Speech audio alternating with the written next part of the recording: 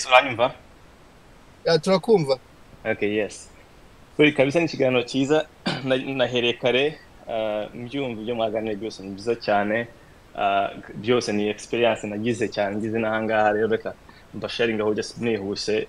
experience yo kuri ibya crypto ndetse n'ibya stocks ariko noneho hari n'inama ashaka akantu gato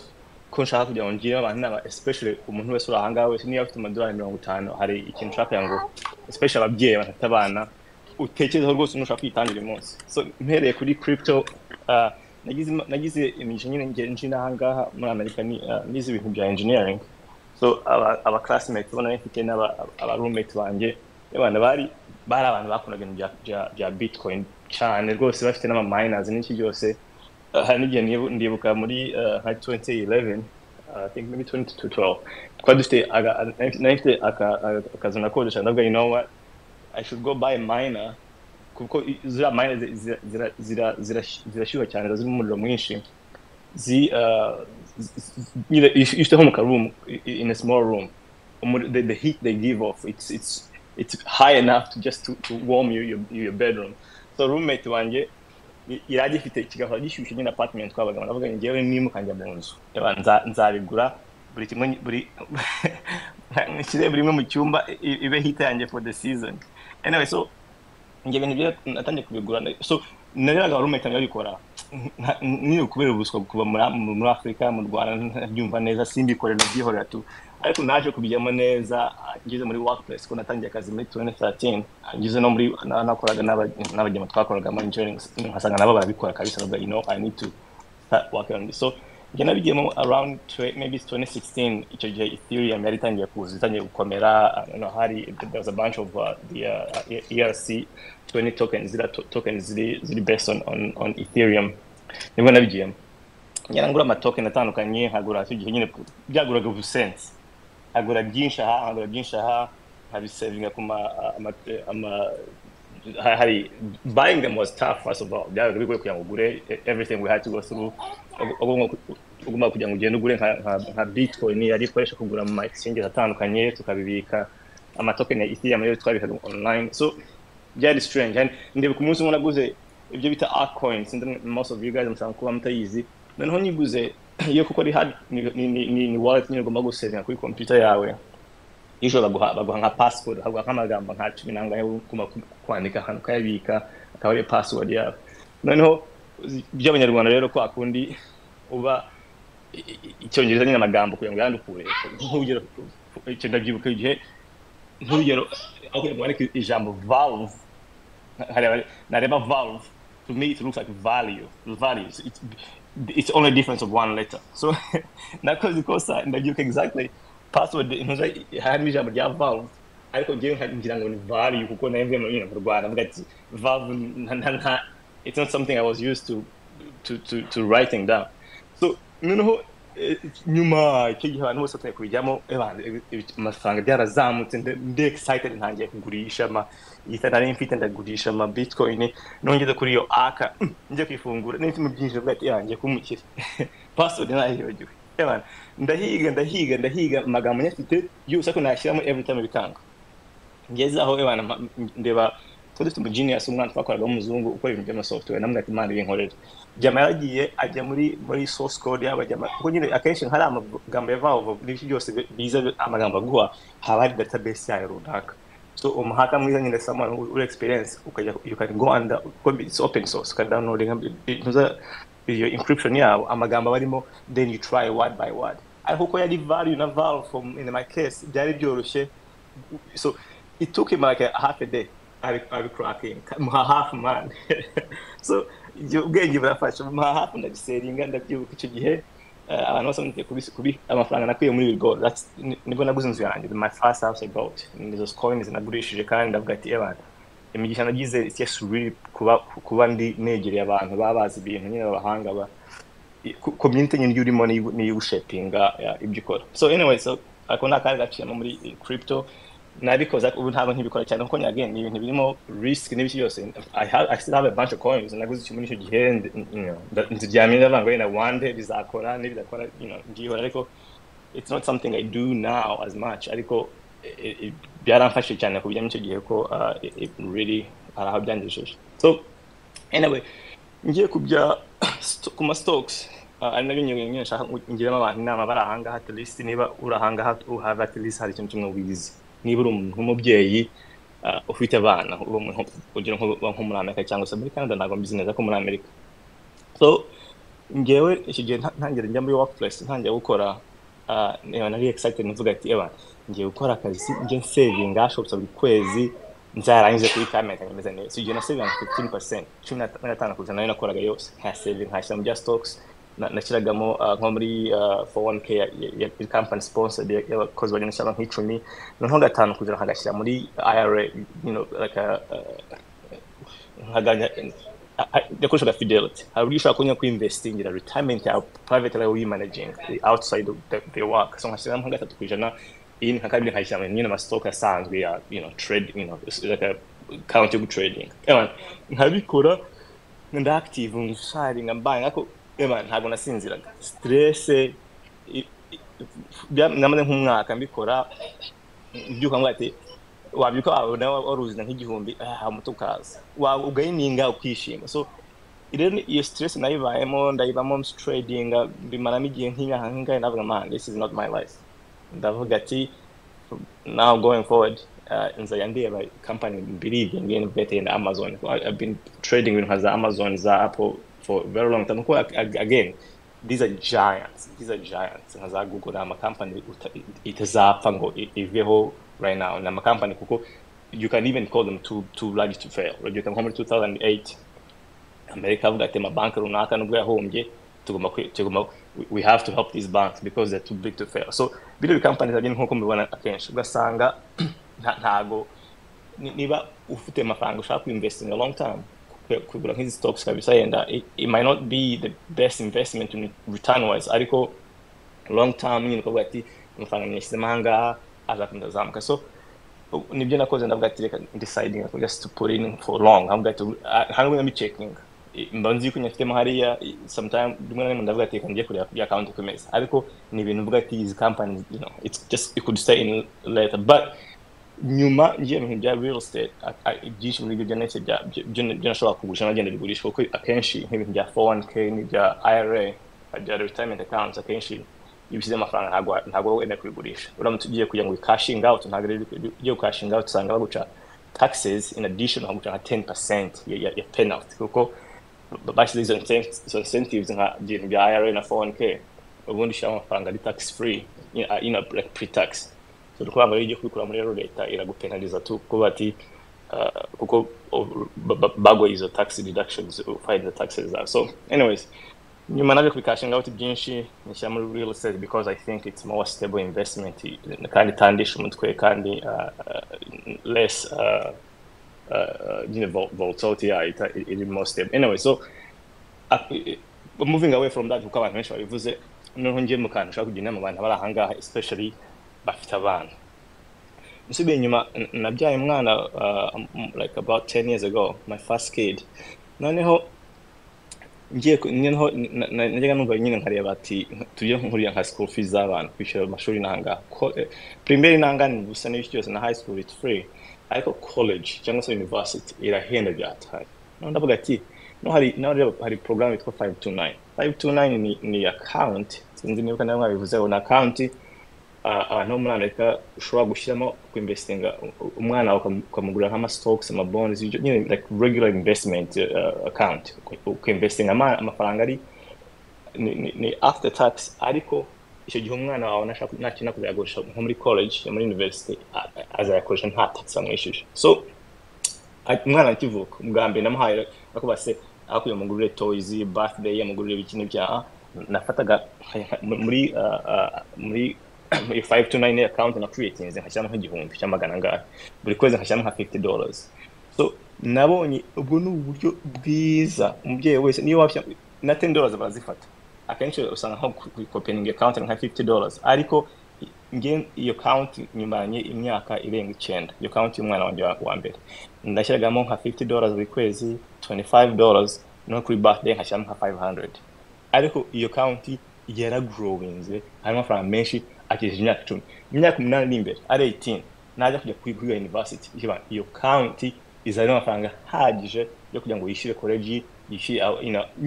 kandi amafaranga yakoresha no kugura ibyo kurya I mean like school stuff kwishyura food stuff at the school ibitabo yakoresha ibintu byose nashatse n'ubwo nayafata nkamwishyura muri elementary school nkanako muri middle school ahari cyangwa se elementary school cyangwa muri whatever at any stage of education umwana wawe yamwishyura. So ikintu nshaka kugira ababyeyi barahanga ni gute rero niba ufite umwana rwose utekereza kuziga inahangaha in your count 529 it got tax incentive amafaranga yishyizemo investinzemo baguha tax reduction now kandi in the future ajya no graduating ajya kuyakoresha najyo ni tax really you should be doing that wakaba taking advantage of your system ushyira market man again ushyiramo 25 cyangwa 50. I've always been doing this every month. It is ngo action, that's an action you can take now. Ntabwo ibyo kuvuga ngo sinshaka kugira ngo ujinana kugira ngo investing amafaranga yawe ukuri ama stocks trading ibyo urumukire ibyo ntabwo nabikugira inama naho kuko nta bafiyere barabwiye byose ngenda kubwira kugira inama nk'umuntu w'umubyeyi ufite umwana ahangaha you should be taking advantages zizo system nk'izo za 529 akugira ngo nyuma uza stressing uvuga ati umwana ari gate university ndamwohereza gute ntabwo mfite 30 byo kumwishyura urungu. So anyway kabisa ako nakantu n'ababyeyi n'abaturage tuwe nkungere umuturanyi wanjye umwana we afite birthday ngo tumuhe gift namwe anjewe ntabwo nta gift gutyo ariko ni umwana afite 529 nyohereza link ndamushyira amafaranga amadolari 100 ndamushyira hanga niba afite 529 yakuvuga ngo ngiye kuza muri pare muzandi so n'umwana wanjye yagize nko kuri birthday some members nyine bayegereye akuye mbabwe ati my son afite birthday biki mbohereza link ni 529 account ye nyine government na nizino stocks nka za Fidelity baguha uburyo ushaka kohereza link for gifting. Yes 529 ni website ufite abana si ku buryo umucreating account ye iyo 529 ni educational plan nationwide. Buri state ifite programme yayo iyo state no kuvuga ngo ni programme y'uburyo ushobora gukoresha ku investinga akenshi abiri governed by government ukuntu ariko za n'izindi ziri private wowe ushyira amafaranga nka investment plan nk'ukuntu Fidelity ikora nk'ukuntu Wells Fargo ikora ni regular investment plan ariko targeting education. Ntabwo nari ngeze ariko nukuvuga ngo ni account ufunguza then you can buy stocks and bonds through that account. Ariko kabari specific amafaranga ntabwo yakuramo abaraye umwana wawe uziga runako cyane amazina ko bati iyi account ni umwana y'inguyu iyi account ni umwana y'inguyu ikaba tied kuri uwo mwana amafaranga azavamo akabara y'uwo mwana nukuvuga ngo buri ushyiramo kabyo again hari yanashagamo hari season nashagamo hari season system ariko nkoreza amafaranga arimo nge ndishoye ku myaka 8 imbere agiye kwiga muri college amafaranga azabahagije kandi again akugira ngo spending a luxury parties uguri ibikeke n'ibiki byose ku mwana wawe ayo mafaranga bashyira muri 529 ye yazakura 18 kwa bati account yawe sha gender wig. Anyway so niyo nama rero kubabwira ati niyo utafata umwanzuro wo investing muri stock market now iwe n'umwanzuro ukomeye at least wakafata umwanzuro wo investing muri education yawe y'umwana wawe muri agiye muri university using $25 $50 now kandi you're saving on tax ni tax free. Niba winku every year amafaranga hari limit I think it's like used to be 5500 your limit niba if you contribute some money XY after tax during your tax when you file for taxes bazaguha tax reduction for that you get some money back but quickly tax free so you get a refund. Anyway so nakamye mabwire kabisa nk'umubyeyi uranga no kumva ibingibi niba utadafite your account kabisa that should be the can by the way why say tigata kwigisha ubwibura ama stocks n'ibyo you are playing in your kids 529 and it's urimo kwiga no kuntu bakora ibintu by'ama stocks n'iki byose. So uza kunyoza link yayo usko wagira ngo mbakabare we wajya gusimba muri Amerika Google mbakabare n'ukuri uze ibi bintu buri state 529 yacu ariko ama website nka Fidelity Fidelity investment if you general 529 plan your Fidelity investment you can sign up for you create 529 from any place hariho hose ugasanga niba I think you're thinking you're in Colorado kandi ngiye kuvuga homba mba muri south so you can wagira ngo Nyabihu rwose ariko se we uzi ko tuba muri Amerika ariko tuba mu biturage ntabwo tuba ahandi hantu haba abantu. Anyway, actually mbere ko soza inyuma gato ibintu bya gifting ningiye kuvuga ngiye umuco wo kugifting nka investment nk'izo n'umuco mwiza. Kurugero hari kunanya Abanyarwanda babahindira kandi dufite birayi bora bitega twabaga twakoze party habaga abanyeshuri aho mba abanyeshuri benshi abanyarwanda nka 10 na bangahe twakokoro akantu gapati tugatanga gift. Sinambyirwa cyane mu Rwanda cyangwa ngo ni kakaweti. None twakora kakaweti abapete bakazana it's like a Christmas giving really. Bagatanga amasogisi biki. None hari umwana ndamubwira ati yo ngewe kigiye kandi man ni back in 2016. Ndambwa you know deka nguhe crypto. Ndambwa I have a bunch of coins. Kigiye za Ethereum zaguraga munsi y'amadolari nka 3 angahe. Ndambwa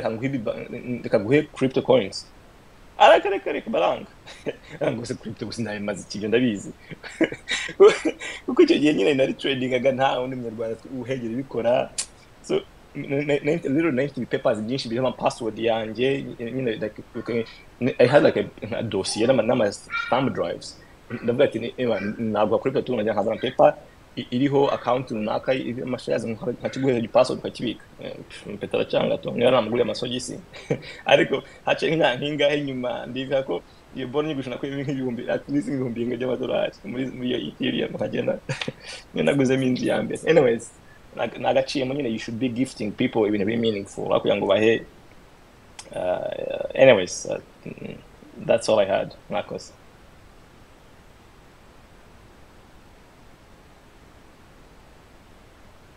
Wenda kugira abandi mbere yuko bavuga natekereza ko lesson ya kabiri yaba ibi kubisolowinga icyarimwe biragoye kabisa. Lesson ya kabiri ndakeka yaba ukuntu noneho abantu batangira kuinvestinga n'amakosa bakwirinda mu kuinvestinga. Wenda nagereka mpite mboneraho umwanya wo kubaza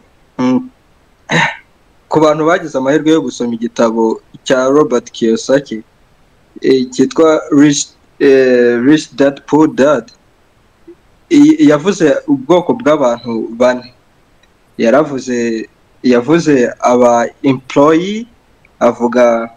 aba self employed, avuga business owner n'aba investor. Nyuma mu kindi gitabo yahise asohora cya Business of 21st Century yaravuze ngo abantu benshi ukuntu tubizi ava mu kazi k'abandi akavuga ngiye gushinga akazi kanjye. Noneho muri icyo gitabo cya Business of 21st Century yahise avuga S quadrant cyangwa babandi bari self employed. Uwo ni umutego abantu aba bajyamo. Mbese akani nk'akanyuzo kubera iki ubundi turi kuvuga ibi. Yahise avuga muri za quadrant ko ari enye, employee na self employed bose baba bafite ibyago, ntabwo bizeye icyo ari cyo cyose. Business owner na investor nibo bantu bari stable kandi bafite amahoro. Tuvuge nka S quadrant abari self employed. Abantu bari self employed akenshi nkuko yavuze ni umutego, bakomeza kugurisha igihe cyabo kugira ngo babone amafaranga. Urabona akazi nyine barakawe, ikintu cyose kigushingiyeho kandi weho ubwawe. Noneho abantu baba muri iyo S quadrant bari self employed akenshi bakora byikubye kabiri mu gihe bakabaye bari employed, kandi bakabona kimwe cya kabiri cyayo bari kuzabona igihe baba bakorera abandi. Noneho wenda yahise avuga ngo abantu 9 mu bantu 10 batangiza business ukwabo yabo bahita batsindwa, business yabo iferinga mu myaka 5 ya mbere. Noneho wenda ari nkacyo nahita mbabwira uburyo bwiza kugira tube stable, wenda kwa kujya muri business owner na investor. Wenda reka mbe ngiye ku ruhande gato. hari point Raphael yavuze yuko ibisambo ari byo byashinze Amerika, nanjye ndayemera kubera ko iruhande rw'ibyo abantu benshi bazi ko Amerika yashinzwe n'abantu bari bashaka ubwigenge ku Bwongereza, oya, Amerika yashinzwe n'abantu baba business owners, bakora business, bari bashaka kudasora amatax ku Bwongereza. Nibyo wumva ngo Boston Tea Party. Kandi wenda kubera muri iyi minsi ndi gusoma iriya Business of 21st Century, iho ahita haza point ya kabiri ngo igihe abantu bari mu byago nibwo aba entrepreneur banyabo bahita bazamuka. Ngahita mpita nzamuraho n'ikibazo wenda ku bantu bari Raphael cyangwa Abdul Karim,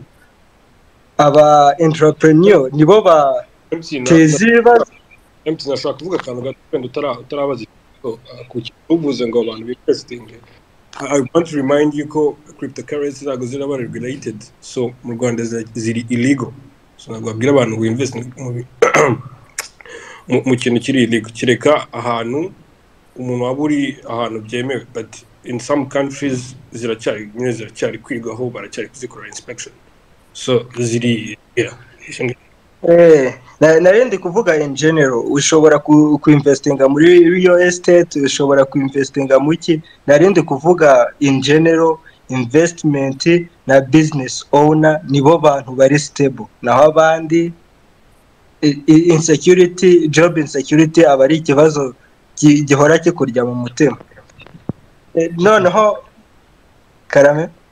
ndagira ngo usayidire gatoya mbabarira gusubira ijambo na Claudine na Didro bafata ijambo kutabwira cyane cyane abantu batuye West,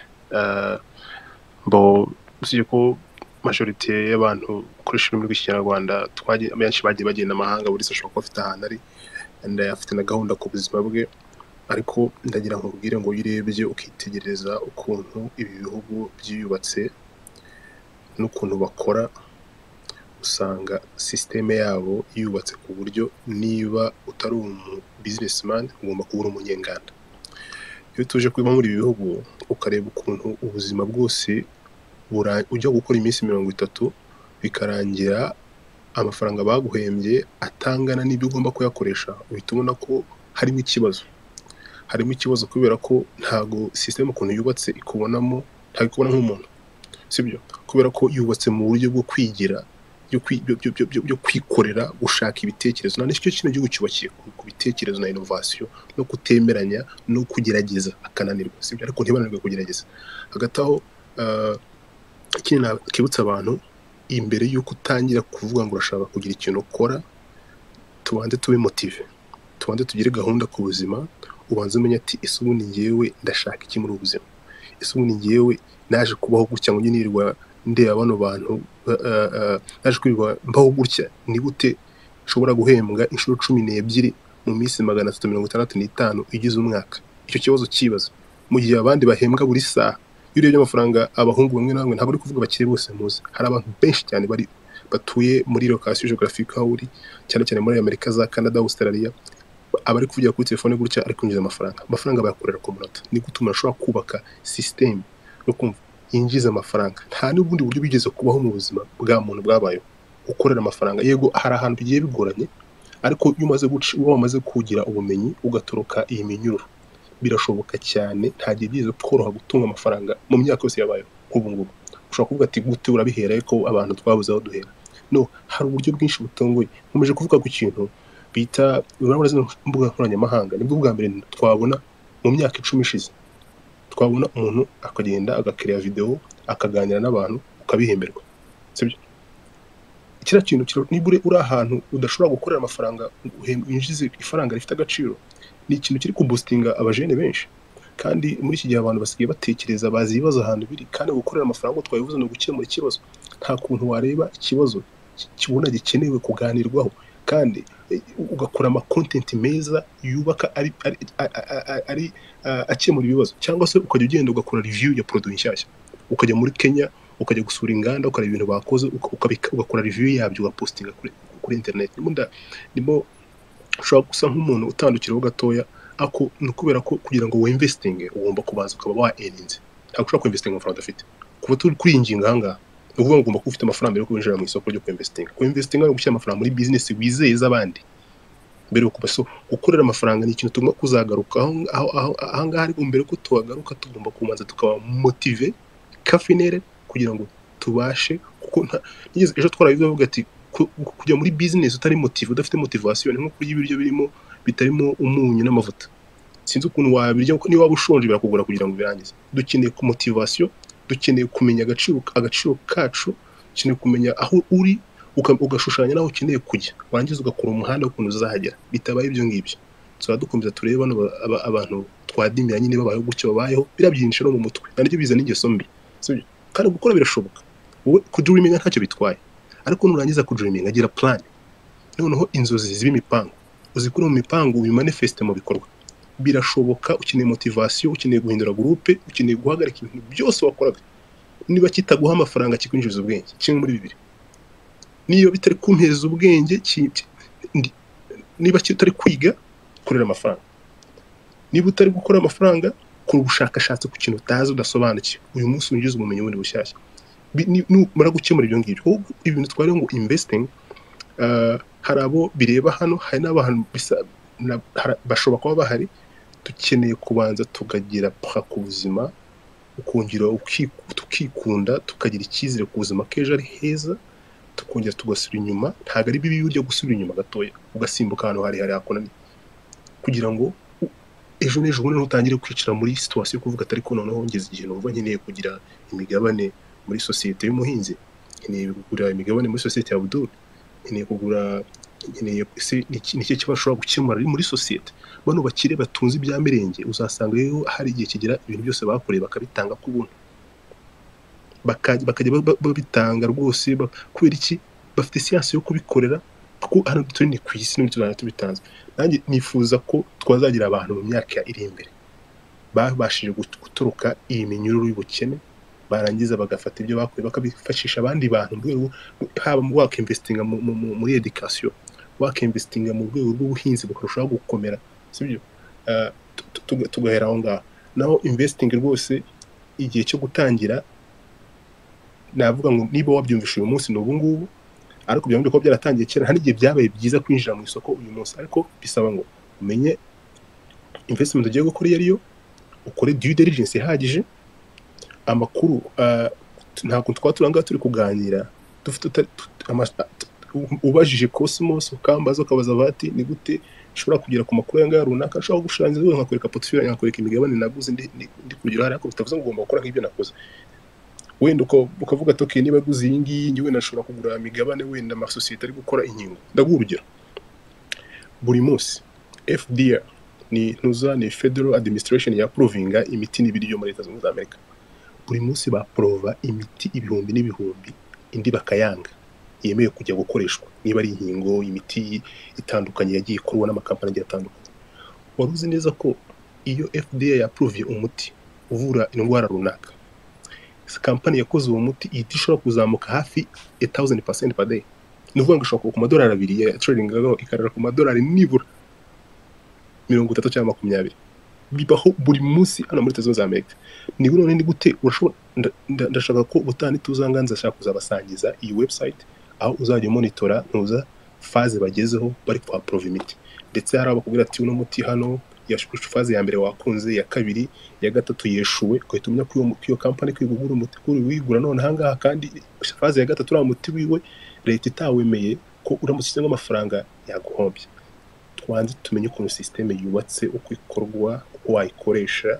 noneho dushyiremo ibyasagutse kuko investing ntabwo ushyira amafaranga udafite ushyiramo ibyasagutse kuko ugomba gushyiramo amafaranga rent ugakomeza ukayishyura cyangwa se ugakomeza kujyana umwana ku ishuri ejo gashyira amafaranga udafite ukagurisha za investment akaza kugurisha ziri hasi ugasanga ntaho wikubise hasi kandi avuga ngo uri muri kimwe cyo cy'ubuzima murakomeza dusangira ijambo wenda point yende nzayivuga undi munsi kubera hari abantu benshi bo kuvuga ndakeka Claudine yahita avuga kugira ngo ducongoze uburyo umwete Jesse yaje kare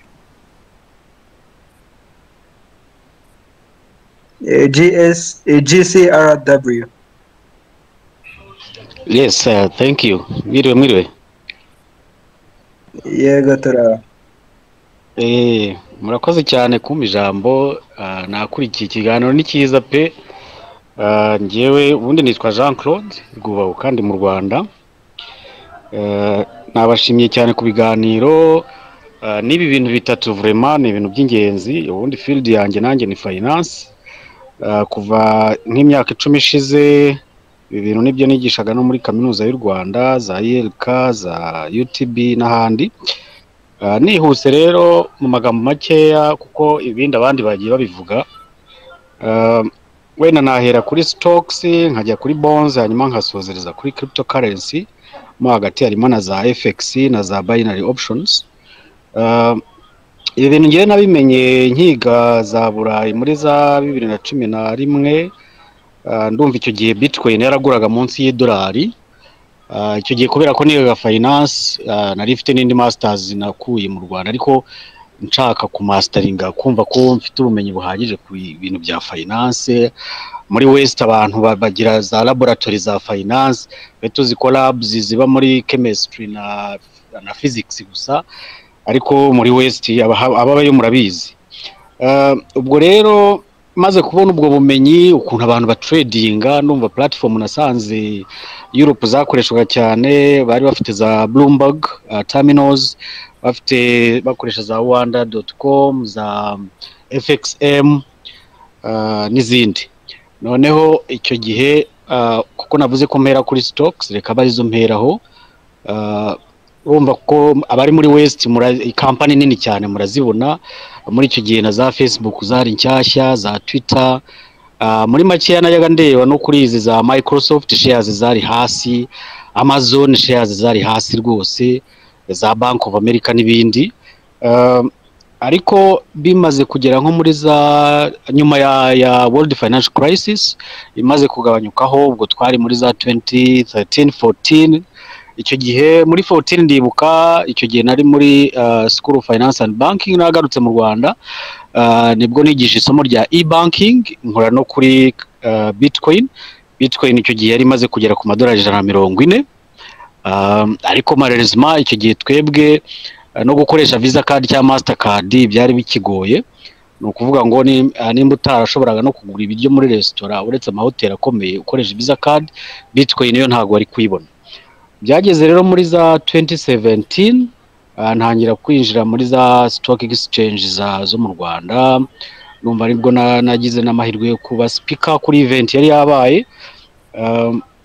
Noneho abantu bari bamaze no kumenya kugura imigabane ya za BK, za Equity Bank, byari bimaze kumenyekana mbese. Ariko ubundi investment advice nk'abantu bo muri Kigali bo barabizi, ntabwo ari ikintu umuntu afata for granted, kubera ko twebwe kugira ngo ube investment advisor waba uri individual entrepreneur cyangwa uri business company, ugomba kubisabira uburenganzira muri Capital Market Authority, ari na deposit ukora. So ubwo nuko biganiraho gusa ariko nta advice irimo. Noneho itandukaniro rikomeye ku bantu bari muri West n'abari hano mu Rwanda rero nuko bari hanze murabizi markets is automated, wagura stocks cyangwa na bonds kuri telefone yawe kuri mudasobwa, ariko mu Rwanda ntabwo turahagera. Bigeze kubitwemerera muri za 2017, hari abayobozi bacu bari bagize ikiganiro kuri Bloomberg, ariko ntabwo turabigeraho. So turacyategereje. Kugeza ubu ngubu ni uguca nyine mu brokers, ukishyura n'aba commissions n'ibindi bintu. Kuko navuze kuri stocks, ubwo navuga no kuri bonds mu by'ukuri hano tuzi yuko hari corporate bonds, municipal bonds zigeze gushaka kuvuka zihereye mu mujyi wa Kigali ariko ntago byakomeje. Ariko hari T-bills ni za Central Bank, abantu benshi usanga birukanga bajya kuzigura kuko nkuko bizwi ntabwo zihomba. Nubwo imyaka yashira ari ingana gute, nubwo projects zagira ibibazo, ariko government bonds ntabwo zijye zihomba. Nihutire kuri cryptocurrency rero, mu by'ukuri urumva igihe nayimenyeye nkayijyamo, naje kugura kuri Bitcoin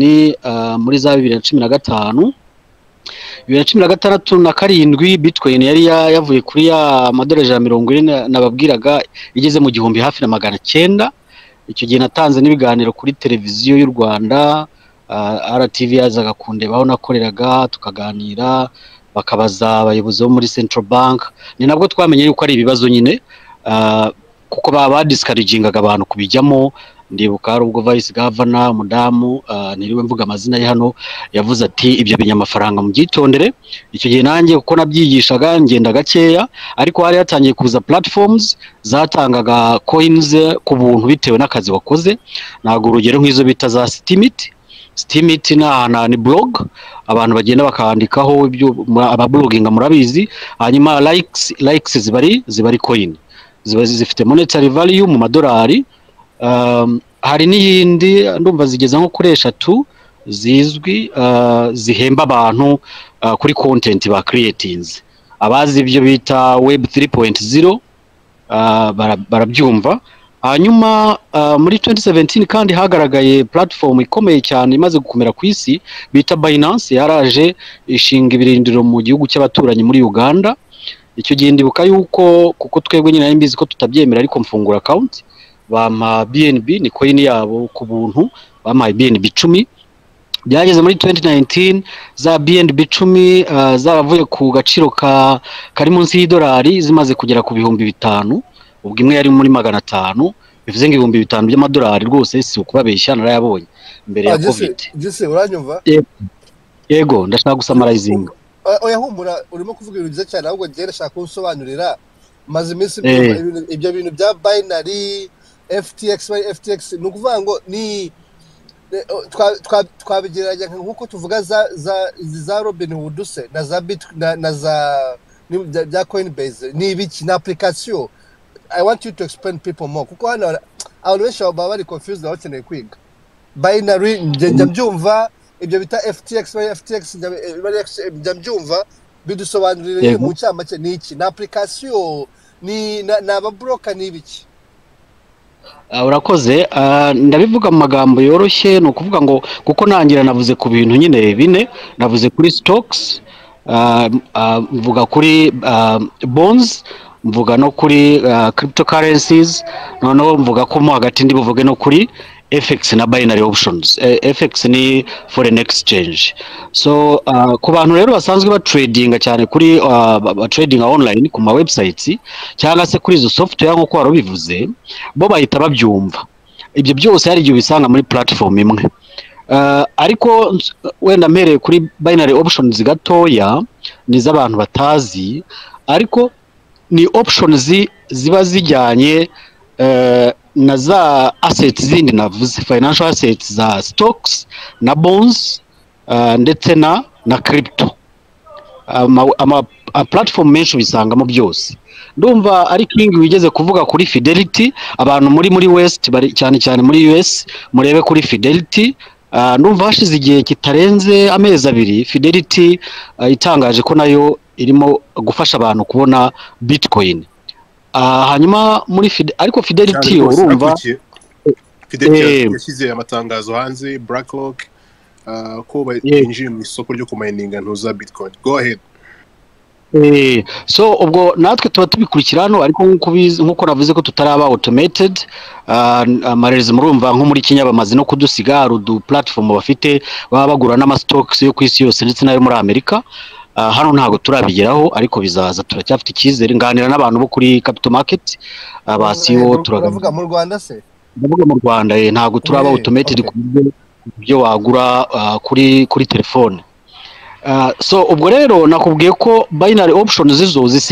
zishingiye kuri za assets zindi. Kubera iki binary urumvamo ijambo ibintu bibiri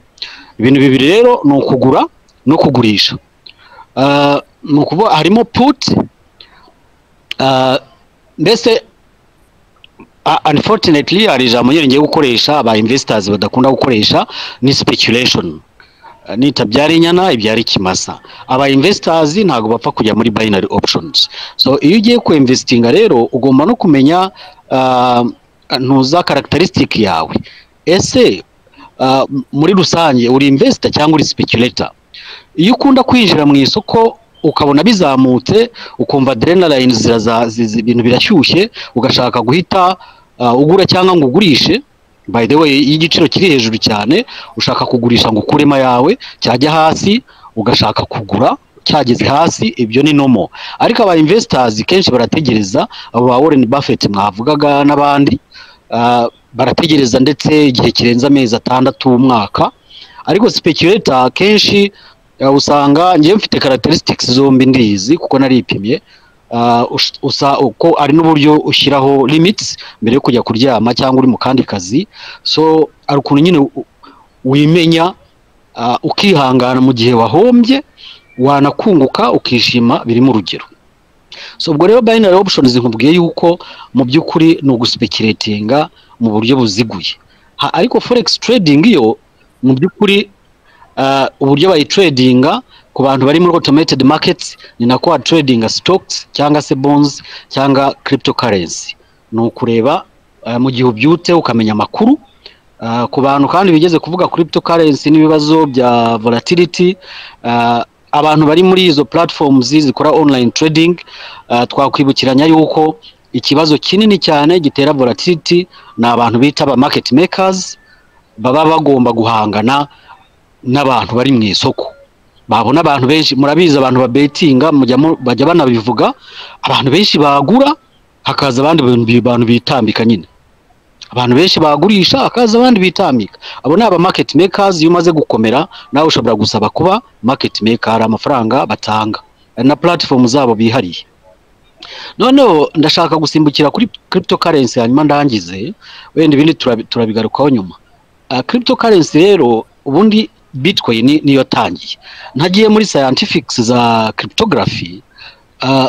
cryptography niyo science behind cryptocurrency nibyo biri pure science ariko cryptocurrencies nyine ni coins ziri online zishingiye kuri ya science ya cryptography ariko ya mbere yavutse tukemeranya yuko ari Bitcoin abakurikiye amateka barabizi n'ukuntu hari na competition zabayeho muri za 2011 aho ari umuntu waba waraguze pizza imwe kuri Bitcoin nk'ijana kubera ko abantu bari batarayemera noneho bigeze muri ya myaka za 2015 kugeza muri 17 hype iteye ubwoba havutse coins nyinshi cyane nibuka ko icyo gihe zari zirenze 2,000 ubu ngubu ubwo numva aho nibukira numva bimaze kugira nko mu 8,000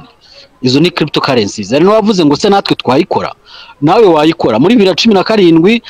hasohotse uburyo bwari bworoshye bwo gukoresha Ethereum ugakaba wa creatinga coin nicyo gihe mwabonye aba star nka ba Econ bakora Ecoin hanyuma wenda kugira ngo ndangize ngewe mu by'ukuri nimfasayizinga kuri Bitcoin nka cryptocurrency ya mbere mother of everything of all cryptocurrencies nako ni big brother ubundi hagakurikiraho za Ethereum na za Litecoins ariko kubera ibibazo zifite biri inherent muri cryptography kuko wa Satoshi Nakamoto mwavuze kuva mutangira mu by'ukuri science yayibezinze kuri Bitcoin izo cryptocurrency zindi zaje zigana Bitcoin ni nayo mpamvu iyo igiciro kizamutse cya Bitcoin nazo zirazamuka cyagabanyuka zikagabanyuka ku buryo hari n'izipfa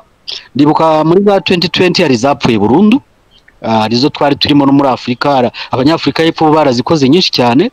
hanyuma kugira ngo ndangize tuvuge kuri central bank digital currencies abari muri West murabizi Burayi bazivuzeho Amerika bazivugaho ndumva recently baranavuze ko hari zitazabaho ari n'abaopoza ba senateri nabonye batazemeraga muri Afrika muzi ko igihugu cya mbere Nigeria yo yayironshinze ndetse n'abanyaburayi bavuga ko bazayigiraho icyo gihe no mu Rwanda amakuru yaratangajwe yuko twari twitegereje ariko kugeza ubu biracecetse hanyuma rero bavandimwe ngewe murakoze kuri iki kiganiro icyo nababwira ko ari iyindi science iri behind Bitcoin ubu ngubu muri iyi minsi iyo bita hodl ni ukuvuga ngo ni ukugura ukabika kubera iki bantu bavuze ikibazo cya volatility fata Bitcoin kano kanya nk'uko wagura itungo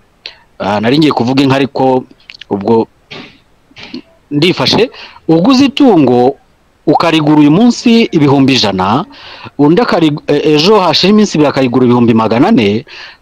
nimba ari amatungo ameze kimwe anareshya angana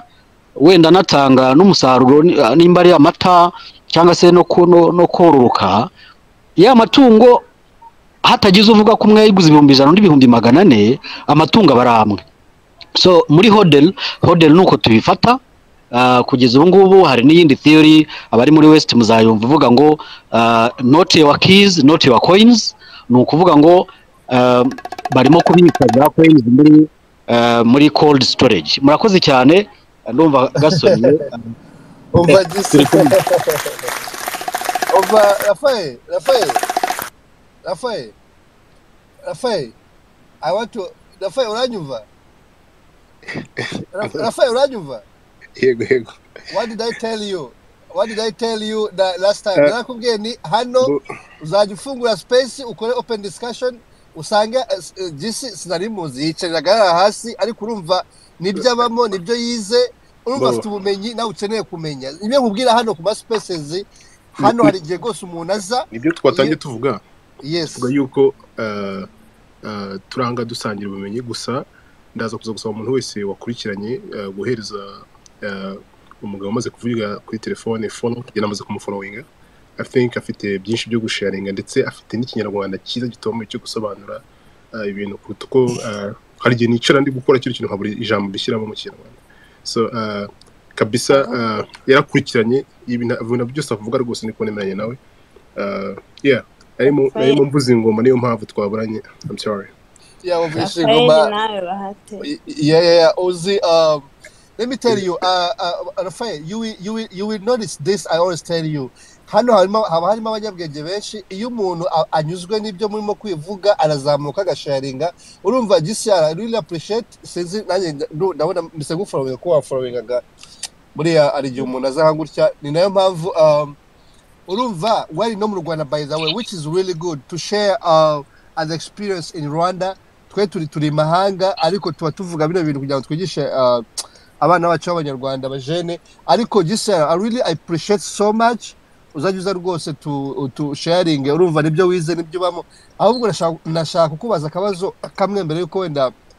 abandi bavuga mu Rwanda ibintu bya cryptocurrency ngo ntago byemewe. Urumva ntago cryptocurrency taguzemewe mu Rwanda. Urakoze, mwakoze no gushima. Mu by'ukuri kuvuga ngo ntago byemewe ni ugukabya kubera yuko ntago babirwanya, ahubwo abantu kuva muri icyo gihe twabivuga kuri televiziyo no kugeza ubu ngubu kuko hari n'abashakashatsi bayirutse kuva muri za Singapore baza hano bamwe twaraganiriye verisiyo nyine utabonanye n'abayobozi hari ibyo utamenya.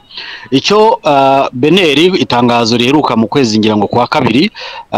bari online wenda baribona, icyo babwiraga abantu ni ukubyitondera. Ikindi impamvu abantu bavuze ngo ntago byemewe nuko ari abantu bigeze bakurikiranwa n'inzego z'umutekano kubera bya bintu bya piramide rero nk'abantu wigeze wumva nk'ikintu bita one coin. Hari piramide zivuka kuri cryptocurrency hanyuma zikanyanganya abantu. Piramide mu Rwanda ni ibibazo byabayeho kuva mbere, nubwo u Rwanda ruba muri Association of Network Marketing ariko keretse ufite product igaragara atari ukunyanganya abantu amafaranga. So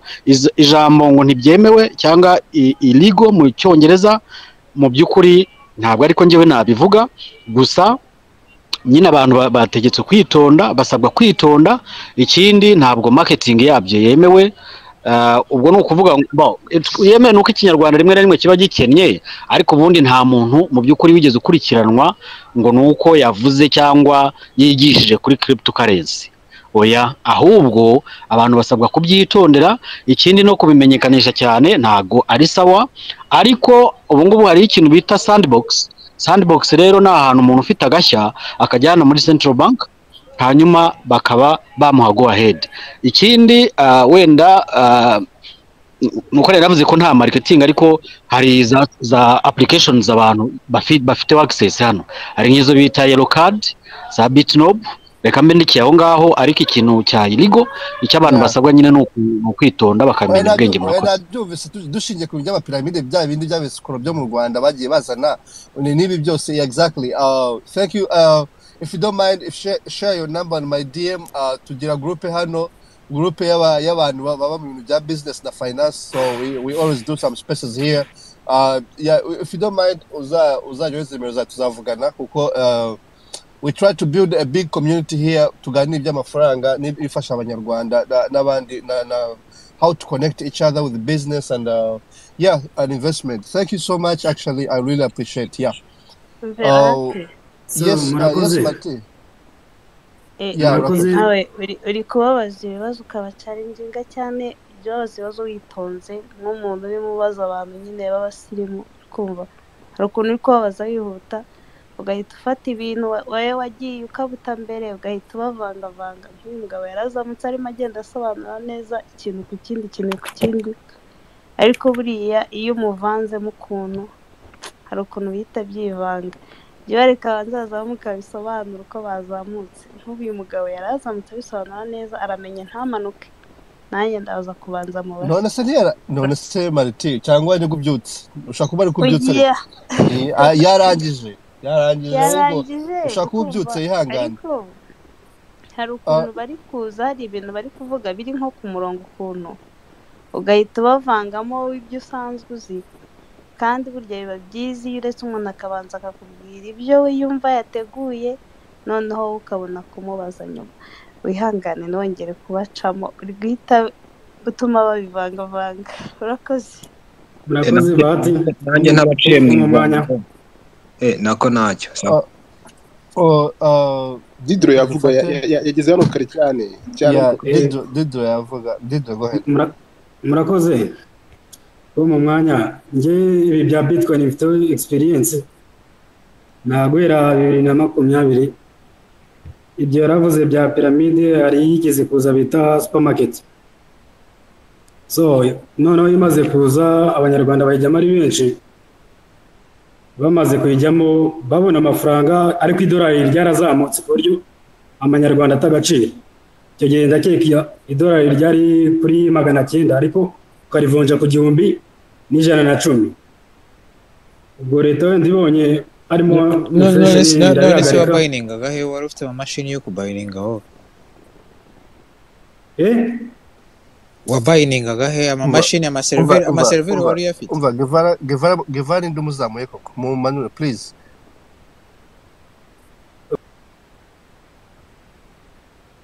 urumva bate ihangane sorry I'm so sorry komeza uvuge bya Gevara baje kuvanga komeza Didro so babonye ko bimeze uko nguko baza kubihagarika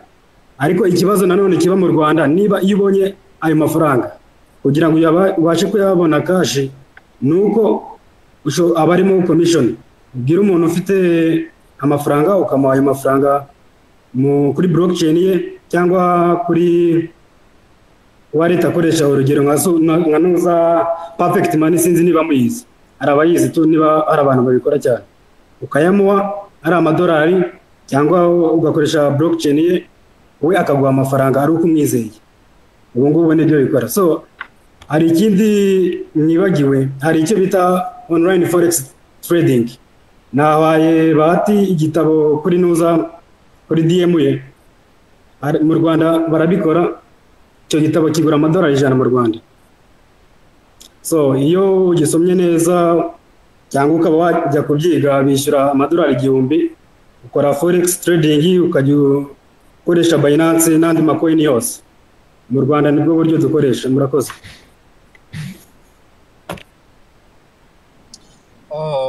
yeah Didro thank you so much actually ariko go je munyingira ibintu ntarinze ahubwo muratuma zamira uruhara rero ibintu bya forex trading n'uburi shokora ugatrading amafaranga se online ibyo numvise bya binary na za ntuza ko nasigaye we umva narasigaye nyine mbese nka forex bureau nkabira byo mu Rwanda nyine muragira forex bureau muri office nyine ukaba bikora online niko bimeze kwa icyo gitabo uze kugishaka ndaje nkirebe rwose numara gishaka urabibona ukora ni like nka ikora nka bureau exchange ariko ikorera online narasigaye nirwa ama space hano sinziriye ebana thank you so much yeah batuzaniye abantu batumye rwose turasubira muri primaire rwose turasubira kwiga nabibabwiye hano exactly nahoze mbyumva ndavuga inti mana yanjye ubuse twe twarize cyangwa turakora wapi twegwa dusanga ngo turi mu shift mu madiaspora abantu barakize barimo gushora ifaranga twaba ahantu umuntu wajya kuri platform ya Kasuku kuri Instagram yigeze kubyamamazaho no wita Lady Blue JD na Muyangoto ugiye ku ma platform yabo kuri Instagram yande ya Kasuku is Wamifanga Jeskizo Kasuku okay reka twumve Claudine ariko y'abavandimwe ku gitekerezo King avuze yaguhayeho n'igitabo ku bantu bari hanze birumvikana ariko ku bantu bari mu Rwanda no kwitonda hari itegeko noneho ryo ryanditse ritemerera abantu gukora ivunjisha batabyemerewe ubwo hariho n'ishuri riri kwa Makuza MPS Plaza batangiye babikora gutyo bakorana na publicité nyuma tuza kuganira nyine baramamagaye turaganira nk'umuntu wajyaga no mu binyamakuru kandi ubyigisha no muri kaminuza nza kubabwira mbereka n'itegeko mu by'ukuri ushaka gukora ivunjisha ry'amafaranga y'abari online cyangwa offline nka zira forex ziri ku iposita agomba kujya muri Central Bank akabisabira uburenganzira so icyo dukora rero no kwiga no kwigisha ibindi ubikora abikora ku giti cye ibyo ngibyo rero byabaka Suku n'abandi n'ibitabo bihari uzabikora mu Rwanda akabikorera na publicité bavandimwe nagira mbabwire yuko ari ikibazo ntago ndi umuyobozi mwabibonye kuri profile yanjye ngewe mu by'ukuri ndi umwarimu ndi trainer ndi entrepreneur urumva ndi freelancer ariko amategeko tugomba kuyamenya tukanayitondera ubwo rero recently muri East Africa ahantu honyine izo platform zagerageje gukora ku mugaragaro ni muri Kenya ndetse kubera yuko bafite capital market authority ijya kumera nk'iyacu natwe tubikomentingaho ariko nta burenganzira baraduha so ubwo rero iryo shuri nakubwiraga riri kwa Makuza batangiye bagaragaza yuko bana tradinga nyuma bamaze kubisobanukirwa ubu ngubu barigisha bavuga ko bagira gute batanga amahugurwa so naga clarification nagira ngo nkoreho naho ubundi ibintu byose turi kumwe turakuri watugira inama nk'urugero hari project dukora nko mu Rwanda tuvuye uri nk'ahantu ushaka kubaka nko mu Rwanda ushaka nko kohereza amafaranga menshi eba niyo challenge akenshi dufite tuvuye nk'urugero ugiye kohereza nk'ibihumbi nk'ijana y'amadolari urohereje umuntu no kubakira kugira ngo amafaranga yohereze mu madolari options zo zihari akenshi usanga nko kohereza kuri banke abantu batiyohereza akavuga ati nireza kuri banke ninjya kuyafata barancha kubikuza amadolari mu Rwanda ngo ari percentage baca ibiki kandi bigatwara igihe so abantu hatwe options badufite nko kohereza nk'ayo mafaranga ni izihe mu buryo bworoshye niba hari information aho bifiteho option nyine option ya mbere ni iyo ngiyo ya banke kuko ni official sibyo muri banke kandi hakoreramo na za platform zindi za Western Union na za MoneyGram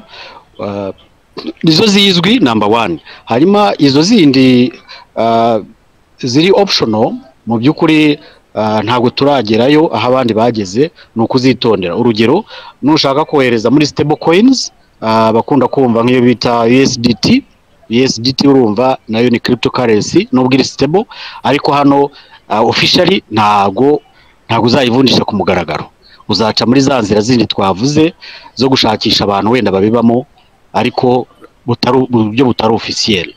ahandi hantu ushobora guca wenda ari nka banke zimaze kugaragaza yuko zikorana na PayPal zirahari ntago nzikorera publicity hano ariko PayPal mwamaze no kumva yuko ubu ngubu nayo Bitcoin irimo so uburyo wakora ukaba wakoresha PayPal ikamugezaho amafaranga hano akaba yakira ibyo ngibyo yaba ari ya option number 2 ariko officially ni banke kugeza ubu ngubu na za platform zindi zishamikiyeho cyose nizo fees bashyiraho ngo zo kubikuza amafaranga y'amadolari ngo hari fees runaka biki akenshi biyobera kuko niyo if you koresha Swift, if you're sending from the US is a fees already we are paying them up front. Ariko kujya mu Rwanda ngo hari percentage runaka bakora. N'icyo nyine kiba kigoye. Western Union wavuze. Western Union nko muri Miss Western Union uvuze ntabwo akenshi ufite amafaranga menshi akavuga ati nta muntu muri Kigali ufite Western Union uyabona ngo they don't have the money nta madolari bafite ugaruka yohereza akabaho ngo yarabuze umuntu yarabuze aho bayafatira kuko nta muntu agent urugeme kuyatanga nta uyafite keretse yagiye muri bank bigisha za bank zifite none si ugiye muri gisha ya bank ifite Western Union bamucharging fee cyangwa ni fee base ya Western Union ariko wenda reka mtoya amafaranga hanyuma charges za bank zisanzwe na percentage nari ngiye kumuha urugero nkarekeraho nkari na bank nkoresha nkohereza amafaranga muri Amerika nubwo nakohereza amadolari 50 wenda tuvuge nkohereza amadolari 55 barancaginga amadolari 50 wakira 5 nkohereza amadolari 1000 bancaginga 50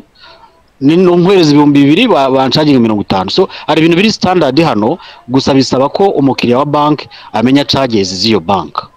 nuza guys ibintu bya sending tuzabikora ni special byo reka tutadevia ibintu bya sending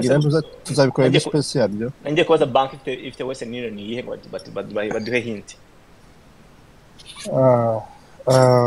anyway hagira umusubiza ariko ubundi urumva ibi okay guys kugira ngo space tudatumurongo ntago mbashaka kuvanga ibintu rwose uko bituma space biha twatugeza ahantu haryoshye ibintu by'amasending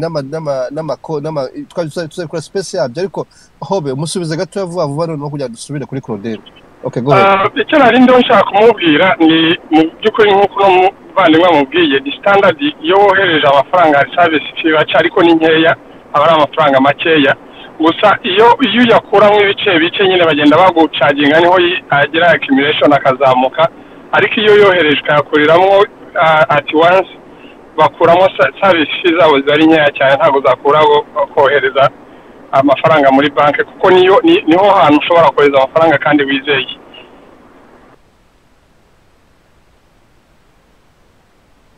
okay yeah urakoze I think nanjye so far usize ko je Western Union baranamfungiye ariko uzi ko bamfungiye ngo kubera ko ngonoreza amafaranga menshi barasekeje n'igiye kuri word limit nakunze technology umuntu gufungira mwe ujya handi anyway tuzakora this space bazi ko bampimye abanyamerika baransetse anyway katwigire tusubire kuri topic GC Rwanda thank you so much I'm good to have somebody like you here urumva nkungu duhaye notice abari mu Rwanda murabyumva mu bikurikirana urumva mu Rwanda ntago biremererwa cyane ariko yes abari muri diaspora muracafite amahirwe kuba mwajya muri zino bitcoins n'iki so this Rwanda please don't forget to send me your number jewe abantu bajya kugenda bakunda cyane so I'm trying to create a group of people so twiganira ibintu by'amafaranga hano cyane so iyo tuzamahirwe tujya abantu bari mu Rwanda ahubwo to sharing so we are building a big community here yeah thank you so stick around nashaka kuza kubaza wenda mu bindi bintu ni ufite akanya ubugumye hano ndaza kubaza so reka twumve Claudine yaje kare na Ramek na hobe sinzi niba okay Claudine navora hobe kuri channel de Ramek Claudine go ahead finally mwiriwe Claudine abantu baraduceranye twirwa turi ahantu nategereza amasaha 60 uboroya buvemo Claudine amafaranga nabonye ahantu ari ewa niko bimeze murakoze mwagize space nziza nagiye nyikurikirana bice so nazamutse ngira ngo nshimire umuhinzi wavuze ibya 529 iyo ni Rita college fund for the children I shared na sharinze link yo abashaka kubimenya ibyari byo so nanjye ndayikoresha nanjye mfite umwana ngana nk'umuhinzi so nanjye ndayikoresha for 2 children so you can choose every state and state meza bitewe na after management nziza so ni byiza nyine kwiteganyiriza akubana ariko nagira ngo babwire ko no mu Rwanda bihari ngewe ntaravayo I opened one mudamu twakoranaga ari ntabwo nari mfite umwana icyo gihe nashyizeho my brother, my young brother, actually amafaranga munyakiriye di muri Sonarwa, ubwo wenda yabaye menshi. Sonarwa irayifite iyo program yo guteganyiriza umwana, sinzi uko bayita, sinibuka uko bayita, ariko nandi wenda na GCR ari tubwire ko izo program zihari zo ntabwo ari assurance no contribute, no, ariko it's like nabyo biba muri stocks, ariko kubera ko ari kubera nyine college y'abana ntago bari risk cyane, cyangwa se ushatse uko umwana ari gato, umwana afite umwaka umwe ushobora ku-investisa muri stocks nyinshi na bonds nkeya, like you know, mbega ukora ibyo bita diversifying kugira ngo nyine ugende balancing, noneho umwana ajya kugira 18 ukaba wenda afite amafaranga ahagije yo kumushyira college. So that's something kandi wambwa niko yavuze tax free, iyo yavanyemo nyine utayavanyemo mbere, you know, abantu bagenda bakayavanamo, then you have to pay 10% on the return. So no mu Rwanda rero birahari, namshwa ngubu noneho byabaye byinshi, amantu z'amasosiyete d'assurance yabaye menshi. Sonarwa siyo yonyine, ubwo maybe it's more competitive. I'm sure n'ama banks yarabitangiye, so that's something gutangira umwana nyine ukamuteganyiriza amafaranga akanakungukira. So nicyo nashaka kuvuga, ibindi byose bya cryptocurrency, bya stocks, bonds. Murakoze cyane abantu, Raphael, ntuza Jean Claude, GCRW, ntuza yagarutse Tichara, Abdul na Tichara. I mean nanjye ndi kwiga nyine, but yeah, ibi byose ni kuba informed. Kandi ikintu nshaka kubwira abantu, iyo umuntu aje ngaho kukubwira ikintu, nawe go ahead and Google, don't come here ngo ushake kumenya ibisobanuro byose, genda nawe ukore research nyine, ubonye introduction noneho ugende uzanyigisha nanjye ukuntu nabona umwana bana ndamushaka abo Claude ibyo tax incentive buze. By the way, amafaranga contributing kuri 529 are reducing the taxable income yawe. Niba tuvuge contributing 5,000 kwa kufanya tax return, ibyo 5,000 still even now we don't tax incentives because it reducing the taxable income right away for that specific year. So what about tax returns, what about tax incentive now, no don't have tax incentive umwana yabikuje in the future. So it's a win-win. Nibuze ko umwana azamwishyura college, nibuze ko umwana ari umuhanga cyane asana na scholarships, then ntubikore. Actually, even nigo yaba umuhanga after 18 years niyo wakwishyurira 10% kuri yo wamuhaye impamba, you know. So it's, I don't think right. Yeah, it's a win-win. It's kind of amadolari $150 yandi mu Rwanda yatanga everywhere, ukashyiraho so ugatangira umwana afite 0 month 2-3 months, ukagenda increasing as the child grows. Ubundi nyine ikibazo cya college, right? 529 by the way amafaranga, you can even use it for the living expenses umunyeshuri icyo gihe umwana arakuze, housing yabo, ibyo kurya, it pays for all those things in the future. So yeah, you're right. Niyo abana scholarships hari ibintu ntazaba akeneye in the future, still yakoresha amafaranga tax free kandi what I'm saving, you know. So yeah, it's a good plan. Raphael nufata amasaha makeya mu munsi ayo making amafaranga to go mingle, to meet someone. Okay. To meet a lady. Oh yeah, Raphael byo gutereta tuzamuzana mbize. Nzagukorera prenup before you go to get married. Ufite amafaranga menshi azagira atazanuka kuzana bamukaruka banza kwamurira prenup. No. Okay. The system, you know. Yeah.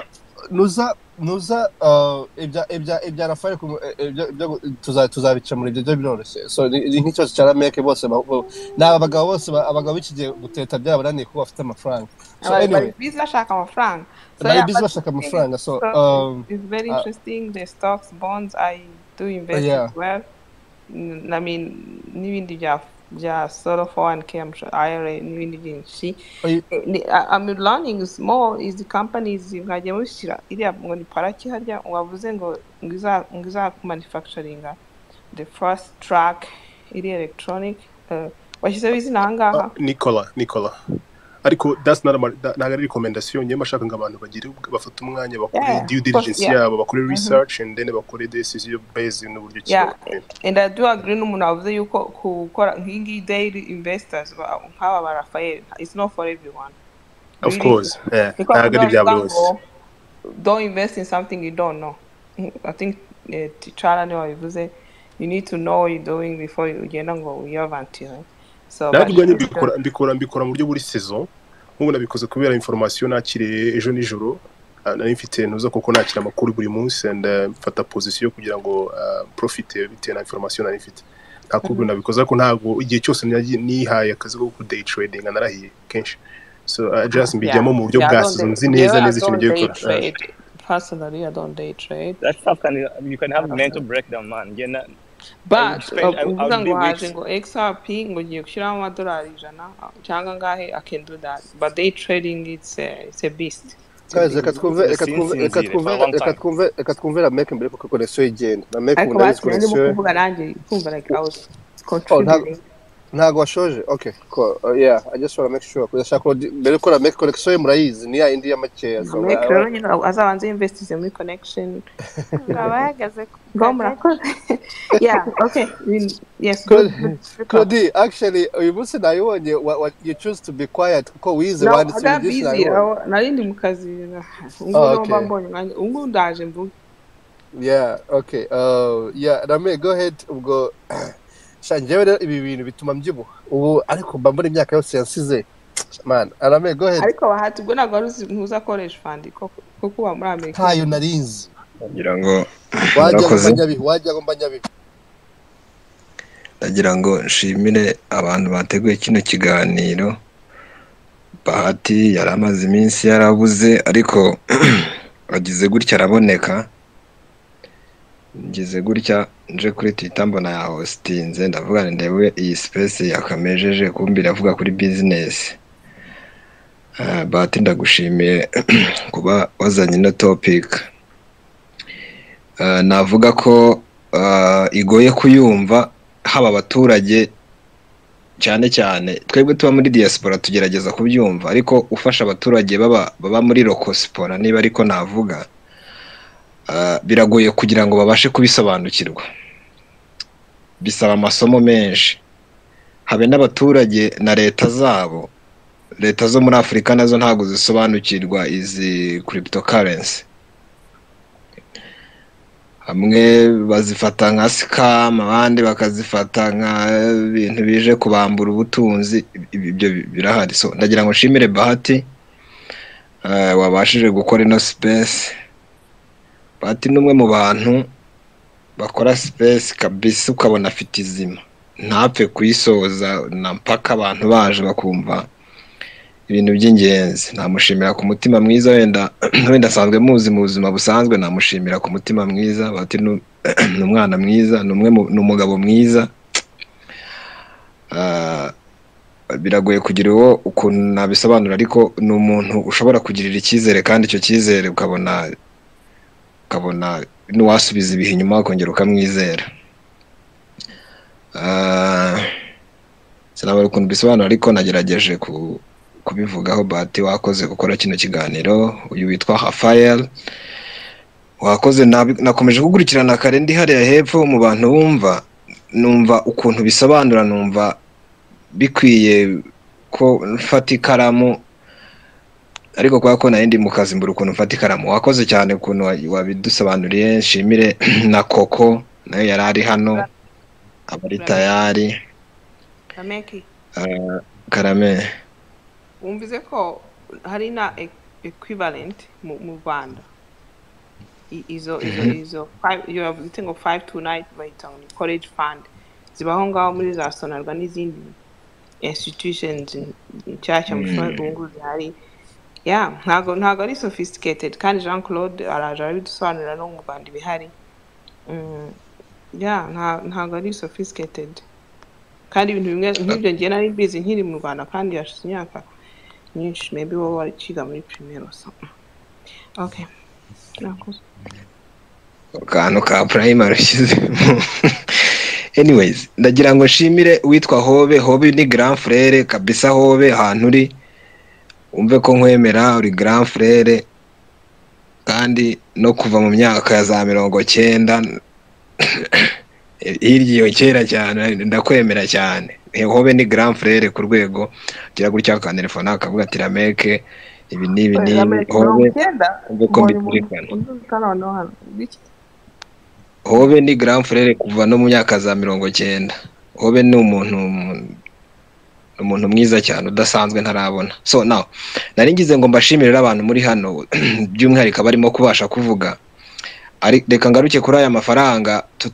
tutarabasha gusobanukirwa twebwe n'abahanga dufite mu bizi by'amafaranga baba mu ma banke centrale y'ibihugu dutuyemo ntago turasobanukirwa kuri cryptocurrency turacyashakisha kubimenya. Haba igihe baza bakatubwira ibintu hari n'ifaranga ryaje bitaga ngo niba ari payi umva tujyaho turayagwiza igihe kimwe website twabikuragaho igira gutya irakrashinga haje oya munyana arimo araseka munyana she's my sister urumva noneho haje ibintu bita supermarketing byari ibintu gushyiraho amafaranga ugashaka abantu ngo bakwinjirira ngo ugafataho ngo amafaranga abantu turashika niyo nka turahaguruka tujya gushaka amafaranga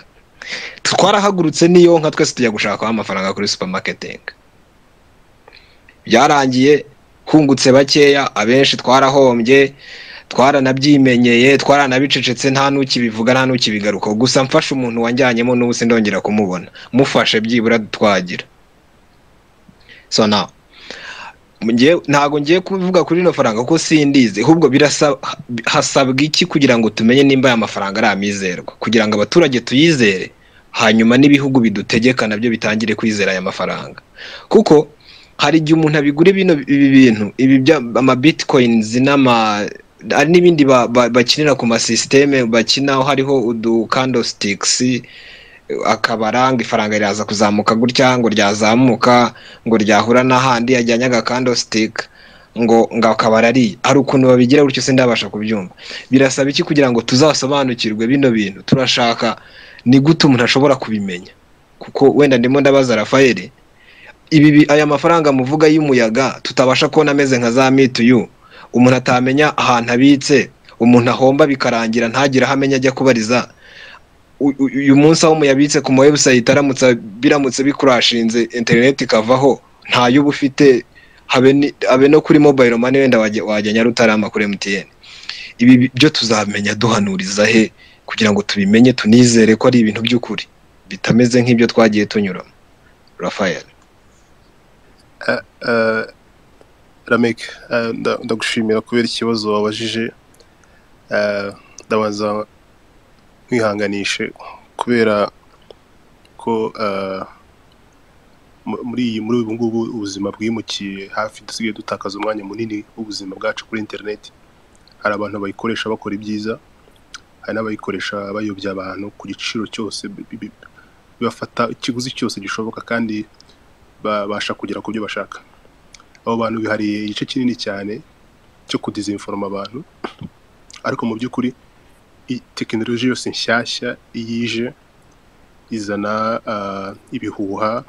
hari abikorera hari kwa profita hari abishaka kwifatamo avantage ariko ndakubwiza ukuri ko Ramek nuramuka wimuye uyu munsi ndagushyira muri group atari group wenda ya WhatsApp cyangwa se no abantu ugomba gufollowinga kugira ngo ukurikire neza amakuru y'ibi bintu kugira ngo ntabwo nkubwiye ngo uhite winvestinga kuko baraguhahamuye cyane. Ndashaka ngo ubanze ukurikirane neza ndagushyira ahantu ugomba kuba uri ukore due diligence yawe umenye abari inyuma y'ibintu ni bande umenye amabanki holdinga mbere na mbere ndabaza nkubwira igihugu ngubu cyamaze kugira legal tender Bitcoin igihugu cyo mu majyepfo ya Amerika. Ninza kuza kwibuka izina ryacyo wenda Jean Claude nabonye akurikira cyane abana araza kutugufasha tubwire icyo ari cyo. ni El Salvador rakoze cyane. El Salvador deja yamaze kulegaliza Bitcoin nk'ifaranga rishobora gukoreshwa imbere mu gihugu. Ejo bundi nagiye kubona na president afite president w'umusore rwose yongera kuri indi tangaza avuga yuko ko buri munsi bagiye kujya bagura Bitcoin imwe kuri iki giciro ihari buri munsi bafite gahunda yo kugura bitcoin imwe muri iki gihe bari muri ntuza muri bitcoin irimo experiencing bear market. Sasa ubwo rero make genda gufollowinga kuri Twitter, nkunze guhura nawe mu biganiro bigiye bitandukanye, so ndaza kuza kugutaginga abantu kwiye gufollowinga harimo some of the African countries najya sinzi ryari bari imari ni bari sibyo. Lafayette, when akantu gatoya just to disagree with you kubera ko ikindi kibazo gikomeye maybe wari gushaka igisubizo, but njyewe ku giti cyanjye from the information I have na experience umuntu abona in this industry bitewe n'igihe imazemo, igisubizo ni nta buryo bari bwo kumenya niba cryptocurrency is safe cyangwa itari safe. So no, uburyo burahari nibyo ngiye gusobanura hano. Yewe ntago uri kuvugana gusa n'umuntu wasomye amakuru, ndimo ndavugana n'umuntu iyi technology yahinduye ubuzima forever. So ndi muri ndi heavily invested muri crypto market, so I'm holding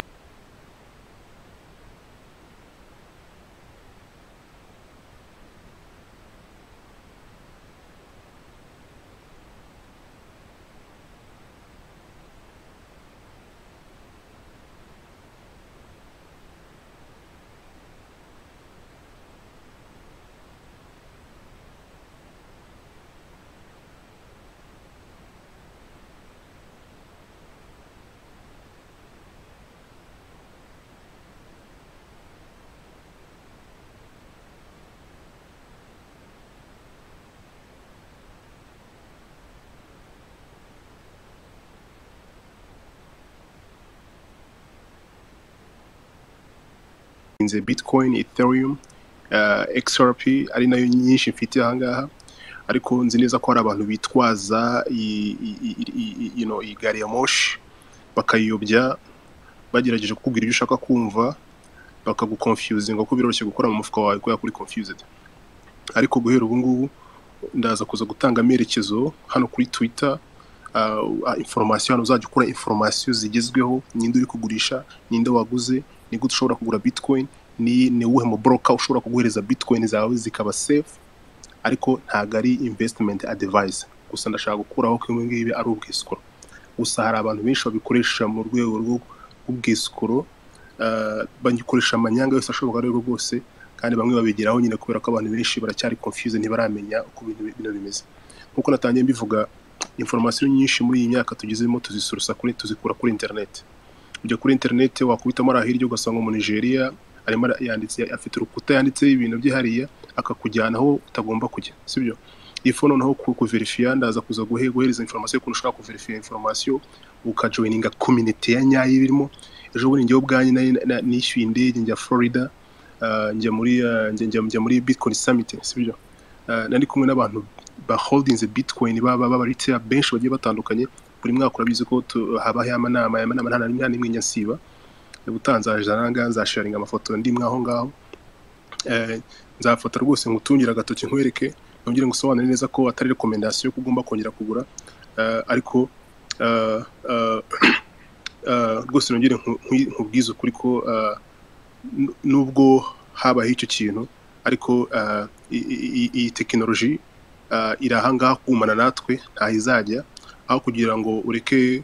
kuyimenya warushaho bavuga ati baranjijishije, ariko reka amenye ibyo ari byo. So iyi technology nkuko Jean Claude yigeze bisobanura,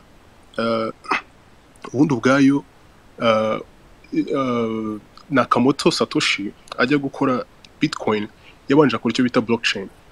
Mu by'ukuri blockchain niyo amahanga akomeje gutangarira bitewe n'ukuntu ikoze. So baravuga yuko buri kintu cyose, buri information zose dufite, buri algorithm zose zaraninga kuri ntuza kuri blockchain. So wenda abantu baba IT barimo hangaha barazaza kudufasha neza, I think understanding. So ubwo rero Satoshi Nakamoto nyuma yo gukora blockchain akora n'indi rifaranga rikoresha system ya blockchain kugira ngo hatabaho ino manipulation, kuko ifaranga ry'idolari ni ifaranga ryabaye manipule nk'abantu. Ndakaza mbigusobanurire ngendeye ku mateka ibyo byagiye bivugwa. So Leta Zunze Ubumwe za Amerika iyo bashatse gufindinga za ministeri gukemura ibibazo guhereza amafaranga amahanga, ntabwo bakenera kubaha amafaranga bakoreye bo bafata imashini bakimprima bagashyira amafaranga out of the thin air adafite valeur ya backing agendeye ku cyizere ni God we trust. So rero bakora amafaranga kandi urabizi ko muri Amerika ngaha ntabwo tugira inganda, hari ubwana rumwe rw'ahanga twe turaba consumer gusa bimprima amafaranga. Niba ari televiziyo utunze uyigura mu Buyapani, niba ari ibavuye mu Buyapani urugero wenda cyangwa se mu Budage, ikintu byose tugura dukoresha ngaha bitavuye mu Buyapani biva mu Bushinwa cyangwa mu Budage. Noneho usanga inflation yagombye kuba iri muri Amerika itaba muri Amerika ahubwo yibera mu bihugu byo hanze, kubera ko ibintu byose dukoresha ya mafaranga tuba twimprimiye tuyagura ibintu bifite agaciro tukabizana mu gihugu, noneho ya inflation twagomba guhura nayo tukayohereza hanze. Ibyo rero mu 2008 kuri iriya crisis yabayeho yahombeje abantu benshi batagira ukuntu bangana, abantu bararakara. Muri uko kurakara rero umugabo uyu munsi wiyidentifiye nk'umuyapani witariwe Satoshi Nakamoto nibwo yagiye hariya akora ifaranga buri muntu wese ashobora kwicira akizereramo udashobora kongera udashobora no kugabanya. Hari miliyoni 21 gusa z'ama bitcoin, nta na rimwe zigeze zigabanuka, nta na rimwe zigeze ziniyongera. Ahubwo kandi noneho muri izo ngizo hari abantu bagiye bazigura bagata imfunguzo zazo. Kera nyine hatarabaho ama exchange support yantuza bitcoin,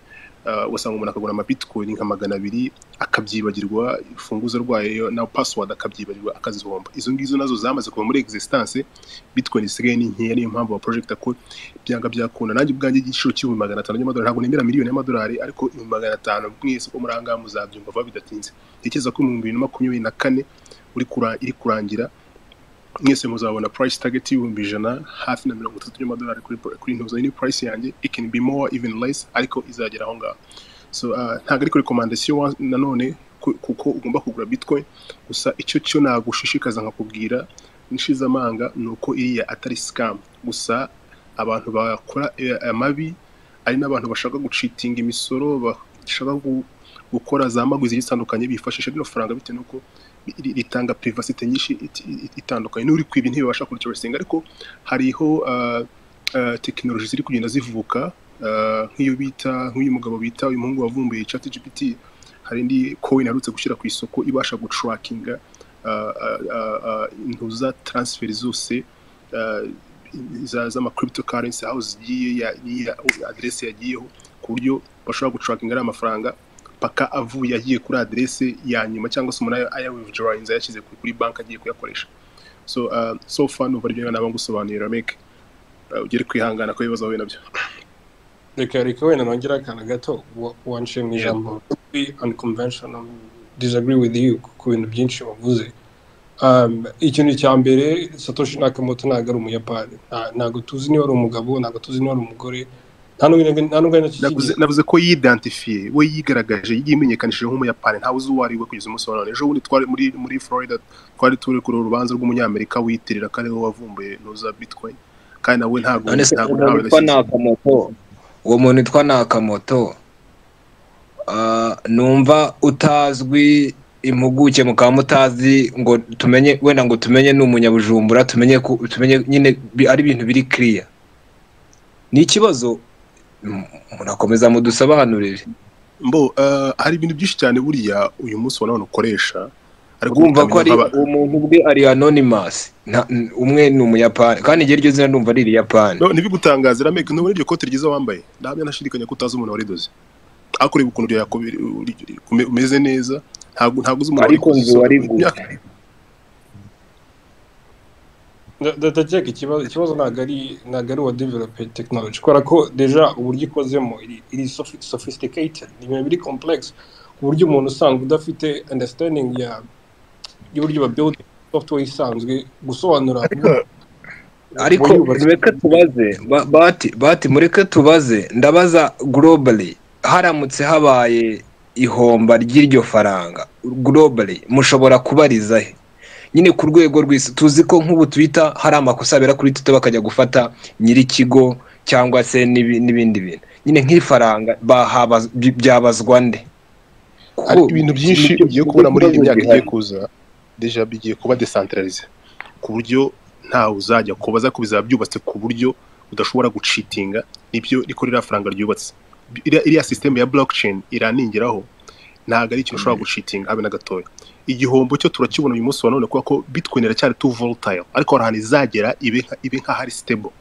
izi Bitcoin zimaze kugurwa zira prediction zimaze kubaho so ngubu prezo I want to nashaka kunganira ko buriya King I'm surprised King diri muri guchallenginga kubera ko jewe ariko na mu challenge nzirabwa yamoye umwanya na mwihoreye I know uravuga King jewe nkunda abanyabwenge bahuye babiri jewe ndicara nkuni cyane mo kumikaho rwose ariko mureke mbabwire nanjye nagiye ngo muri uyu mutego wo kutizera trust mw'abantu mwe je ndavuga Bitcoin abo twataga space mwabyumvise je Bitcoin nayimenye ku 3,000 nza kuyimenya nyuma y'amezi ane iri ku 60 n'ubu abantu nzo guze migabane barakize ndi hano mu space mutkuranja buri munsi kwa amafayo nyibutsa rani reka mbabwire Bitcoin rame jewe if you trust me gose hano je hari amabill nishyura nkoresheje Bitcoin kugira ngo uve ku Bitcoin ikomeye hano hari utuntu hano hari bills hano hari ibintu nishyura nkoresheje Bitcoin kugira ngo uve uburyo ikomeye urumva Bitcoin yo yarenze urundi rwego rwose yo twabivuze hano batiwe yes harya uyu pastor w'Ikigali gikunda kuvuga ngo yavuga icyongereza ntazi ubwoko bwacyo ukunda gusengera abantu ngo agakora ibintu byose ako kanya gukira nako kanya yitwa nguki I don't know mu pastor yongwe se yongwe ni ifite umushuti wanjye ubundi baramufunze noneho yakoze nyiri cyaha gikomeye hano muri Amerika bamushyira mu nkiko bateganya ko bazamufunga nk'imyaka 40 na niyo banamuhaye ejo bundi noneho usanga ikintu bishoboka nyine no kushaka umuntu akamusengera akora ko ibintu byashoboka ko rero sinzi umuntu waturangiye umugabo bita nyine bita ngo ni Yongwe akubwira ibintu ugahita ubibona turamwizera tumuha amafaranga ndakeka $1,000 avuga yuko rwose agiye gusenga ajyanye abantu ku musozi akasenga uwo muntu ntaba agifunzwe bwarakiye kuko azana amakuru yo kumusubizamo imbaraga avuga ati ntibizashoboka rwose ati ngiye ntabwo nsenga kabiri bari mwamwishyuye nayamuhaye 1,000 so yewe impamvu nzanye uyu mugabo warayamuhaye Yongwe twaramuhaye rwose amadolari 1,000 na nashyira transaction nka sharing n'abandi bakayibona uretse ndacyasobanura so Yongwe kumuha amafaranga suko ntari nyubeye ko ashobora kubeshya suko ntari nyubeye neza ko nibyo bintu ashobora kutabishobora biteye ko n'umuntu nkanjye n'iki byose gusa muri ubu buzima abantu bose bagize icyo bageraho n'abagerageje n'ababashije kwizera nari bizi ko amafaranga agendeye ubusa ariko rimwe na rimwe uzarebe nk'abazungu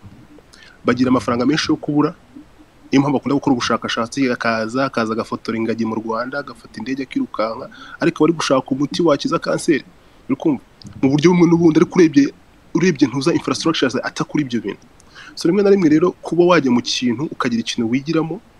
mbo ukarabimenya ko bibaho kugerageza ntago ari bibi sibyo mbo niyo mpamvu nari nguhaye iyo story nabikoze gose mbizi neza ko ariko urebye confidence avuga yarabwiye ko ntabwo agifunzwe none baramufunze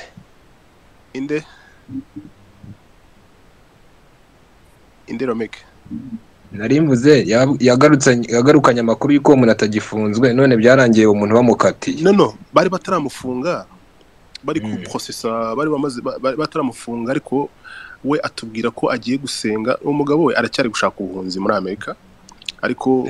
kuba hano yakoze amakosa ateye ubwoba ntabwo ndi yavugira hano inzego z'umutekano zitangira kumwirukanka nyuma ariko ni umuntu uri mentally slow noneho tukamubwira yuko ibyaba icyaruta ni uko wasohoka bakazagufata nibura ugerageza guhunga kuko icyaha wakoze ni gereza burundu undi noneho haravuga ati kugira ngire gutya ati nizera Imana ati no gushakisha umuntu wansengera ebana twakoze twamugize nge n'umushuti wanjye ni inshuti afite inshuti ye nanjye ni inshuti yanjye abantu za Arizona amushakira ngo nyine uwo mugabo bita Yongwe amwemera ko nyine azamukubita isengesho nako atwemerera amasengesho arayamuhereza aduca amafaranga ya essence ari yangaye nyine yise 1,000 ahubwo yagarutse asaba ndi ngo hari ibindi bintu ngari kuba atari kubona neza no niwe mwese menya ko umutipa ari umutunzi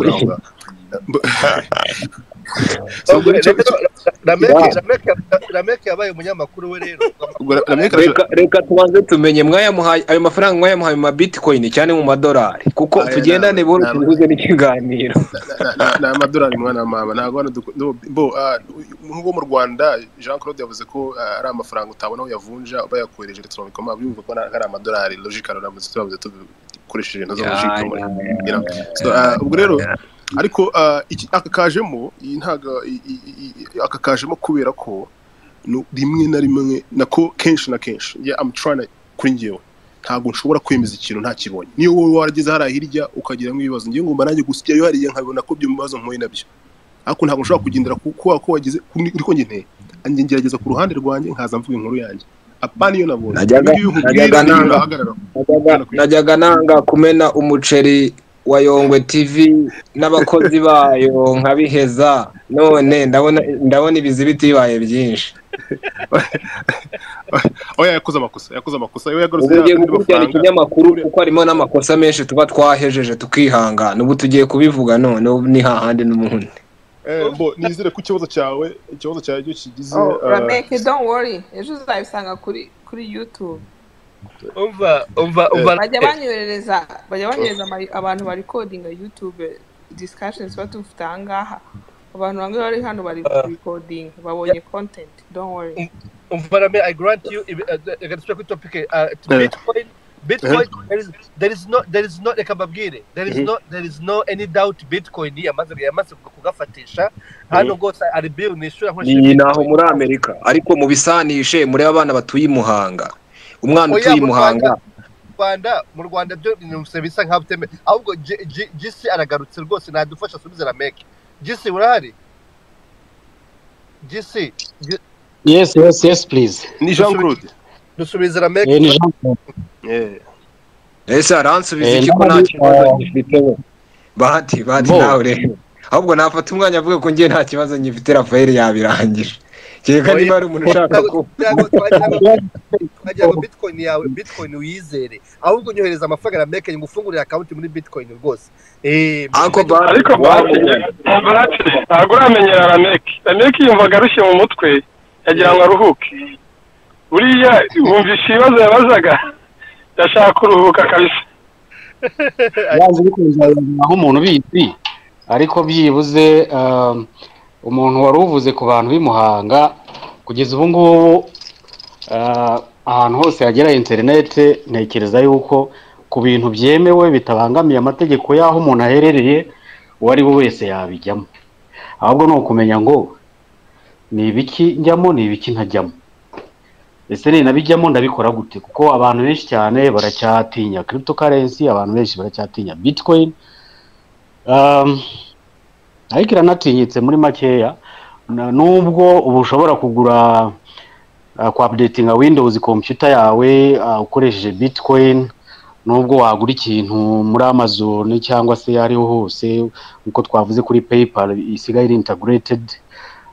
Bitcoin irahari kandi ntekereza ko it is here to stay ariko when umuntu yatangira yiga hanyuma uburyo bwo kwikoresha umuntu akagenda bwiga buhoro hari akantu ngeze kuvugaho mbere kuri theory nyine maze iminsi circulating abari muri West muzayumva bavuga ngo not your keys not your coins hari n'abazigendana kuri izo bita cold storage zimeze nka flash disk so kuvuga ngo platform zafunga ari naho zitafunga rwose kuko wenda flash wayita ariko hari n'ubundi buryo bazibika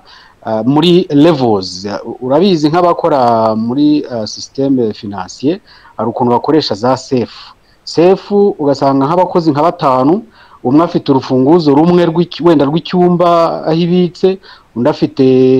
za keys zabazengurutsa bayifunga wenda undi afite urufunguzo kuko safe igira n'urufunguzo ubwo ni batatu bashaka kuba benshi bitewe n'ahiri so hari applications nazo zimeze gutyo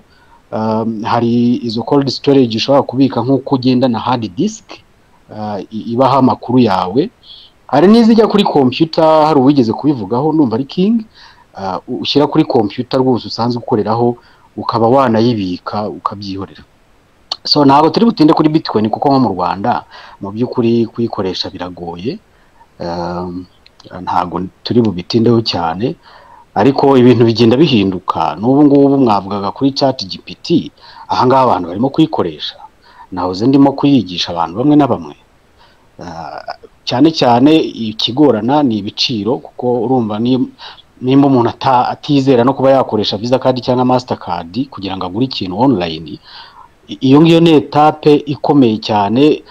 nubasha kubimwumvisha araba ari nko ku breaking ice kugira ngo agire account verified ya chat GPT urumva so nibyo bindi rero niko bimeze gusa